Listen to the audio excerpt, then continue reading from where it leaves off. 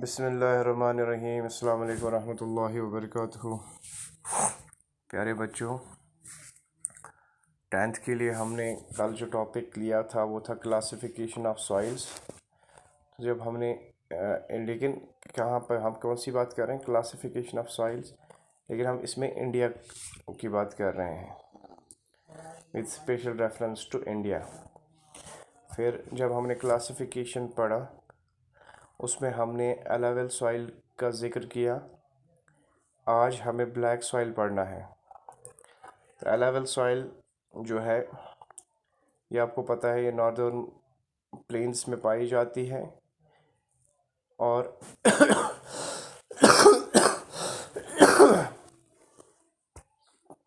Himalayan regions में पाई जाती है। और ये सॉइल जो है इस सॉइल को डिपॉजिट करने के लिए 3 जो है रिवर्स, नॉर्दर्न रिवर्स जो हैं वो इसमें रोल प्ले करते हैं। तो आगे हमने ये पढ़ा कि एलावेल सॉइल जो है ये एज की बुनियाद पे 2 किस्म की है। एक जो ओल्ड एलावेल है उसे भांगर कहा जाता है, एक न्यू एलावेल है उसे खादर कहा जाता है।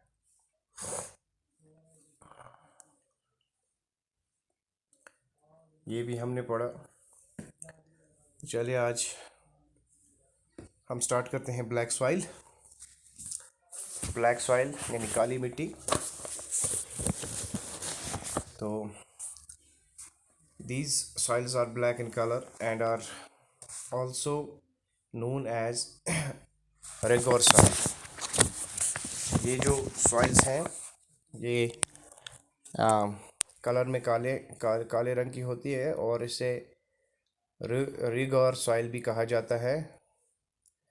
और ब्लैक सॉइल जो है black soil is ideal for growing cotton and is also known as black cotton soil. तो ब्लैक सॉइल जो है इसमें ये कॉटन के लिए बहुत ही फेवरेबल मिट्टी मानी जाती है। इसे ब्लैक कॉटन सॉइल भी कहा जाता है। It is believed that climate conditions along with the parent rock material are the important factor for the formation of black soil। ये माना जाता है कि पेरेंट रॉक मटेरियल और क्लाइमेट कंडीशन जो है इनका बहुत बड़ा रोल होता है ब्लैक सॉइल को फॉर्म करने में। फॉर्मेशन ऑफ ब्लैक सॉइल में इनका बहुत बड़ा रोल होता है। एक तो क्लाइमेटिक कंडीशंस हैं और पेरेंट रॉक मटेरियल जो होता है। This type of soil is typical of the Deccan Trap basalt region spread over northwest Deccan Plateau and is made up of lava flows. They cover the plateaus of Maharashtra, Saurashtra, Malwa, Madhya Pradesh and Chhattisgarh and extend in the southeast direction along the Godavari and Krishna Valley। ये जो black soil है ये Deccan plateaus में पाई जाती है। ये Maharashtra, plateaus of Maharashtra, Saurashtra, Malwa, Madhya Pradesh और छत्तीसगढ़ में पाई जाती है। और साथ ही साथ गोदावरी और कृष्णा वैलीज जो है साउथ ईस्ट में, वहाँ पर भी ब्लैक सॉइल पाई जाती है।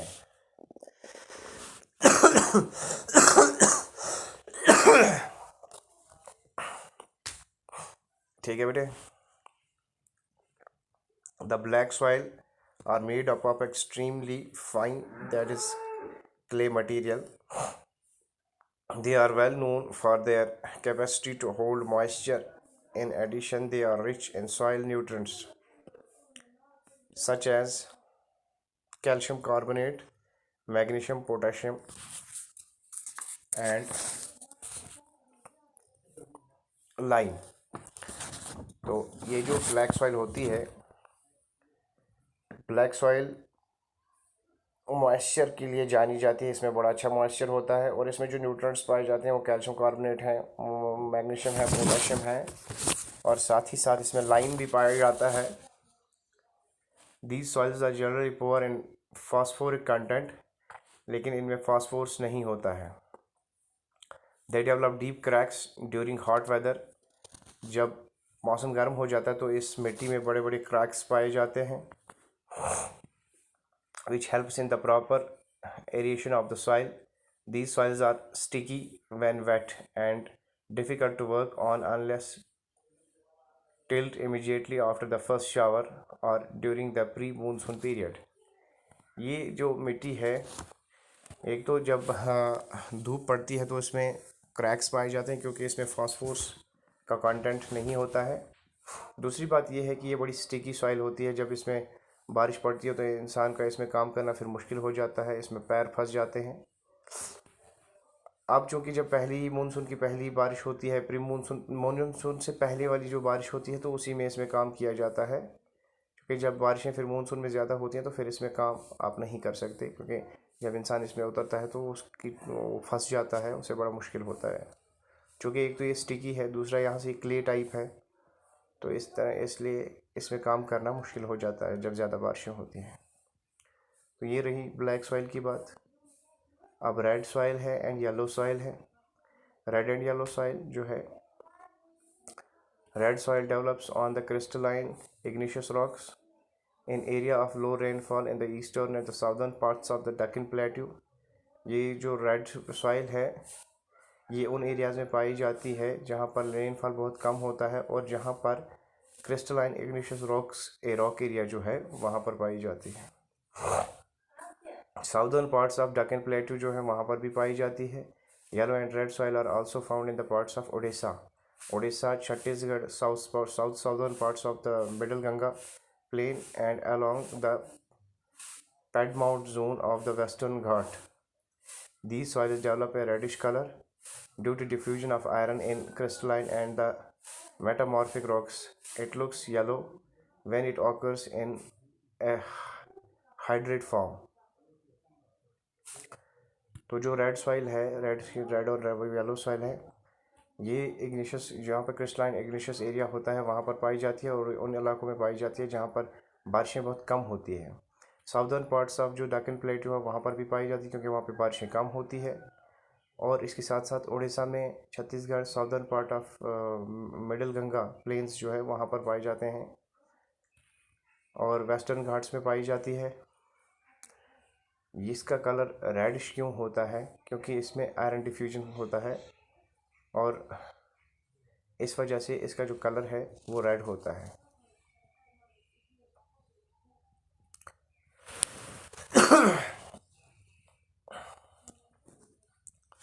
अगला जो है दैट इज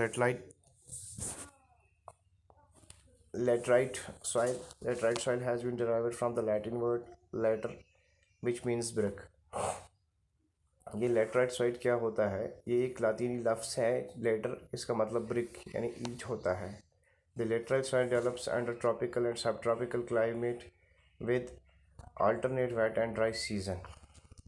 ये लेटराइट सॉइल कहाँ पर डेवलप होती है?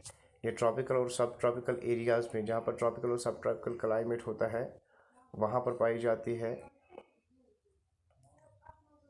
और ये इलाका वेट और ड्राई सीज़न यानी इसका जो अल्टरनेट है that is wet and dry season. जब कभी वेट सीज़न होता है या ड्राई सीज़न होता है वहाँ पर जो है ये लेटराइट सॉइल जो है ये तैयार होती है। This soil is the result of intense leaching due to heavy rain. यहाँ पर बारिशें बहुत ज़्यादा होती हैं तो इसमें जो इसकी जो इंटेंसिटी होती है वो बहुत ज़्यादा होती है। Laterite soil are mostly deep to very deep. Acidic pH 6.0, generally deficient in plant nutrient and occur mostly in southern states, Western Ghat region of the Maharashtra, Odisha, some parts of Western Bengal and Northeast region, where these soils support deciduous and evergreen forests. It is humus rich but under sparse vegetation, and in semi-arid environment it is generally humus poor. They are prone to erosion and degradation due to their position on the landscape. ये जो मिट्टी है यहाँ पर इस मिट्टी में halogen ज़्यादा होता है और डिग्रेडेशन ज़्यादा होता है क्योंकि इसका जो पोजीशन है लैंड्स की भी पोजीशन जो है उसकी वजह से, और बारिशें ज़्यादा होती हैं या कभी ड्राई हो जाता है मौसम, उसकी वो भी एक रीज़न है कि इसमें डिग्रेडेशन और इरोजन बहुत ज़्यादा होता है। बारिश हुई तो इरोजन हो गया, और धूप ज़्यादा हुई तो डिग्रेडेशन हो गया। After adopting appropriate soil conservation techniques, particularly in the high hilly areas of Karnataka, Kerala and Tamil Nadu, the soil is very useful for growing tea and coffee.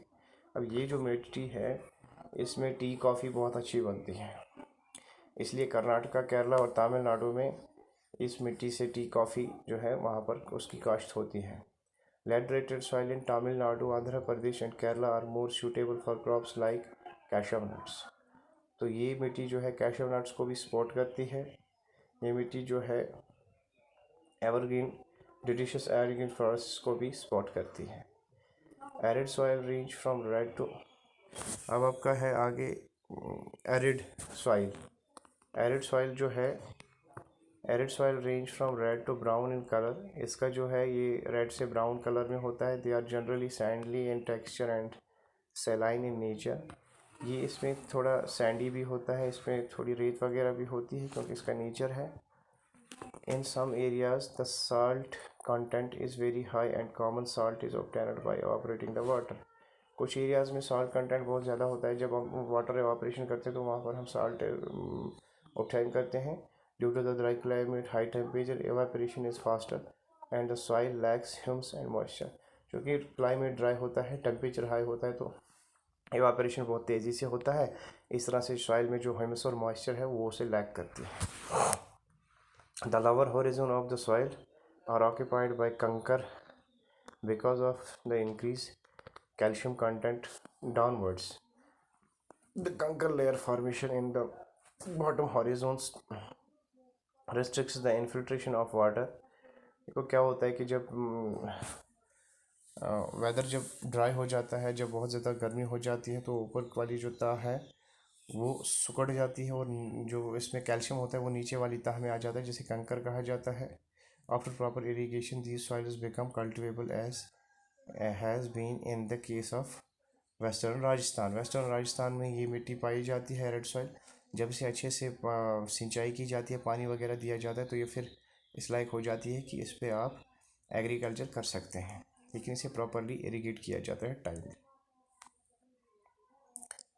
तो इस तरह से जो है आज का ये टॉपिक कंप्लीट हुआ।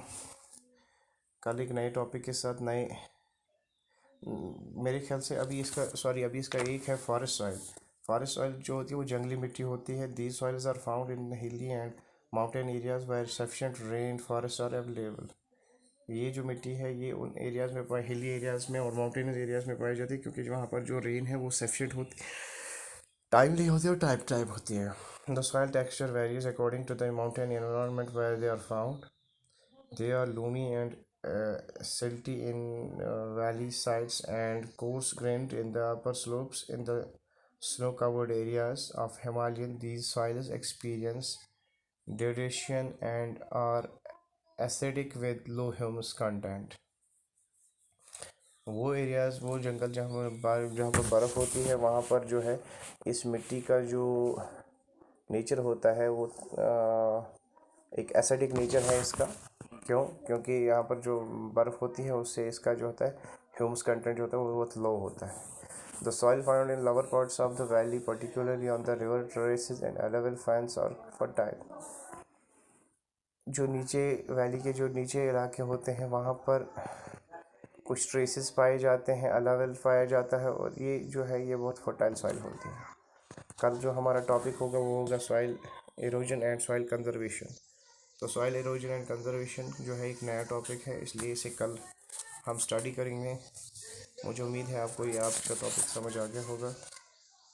तो इंशाल्लाह कल एक नए टॉपिक के साथ मिलते हैं, तब तक के लिए खुदा हाफिज़, अस्सलाम वालेकुम।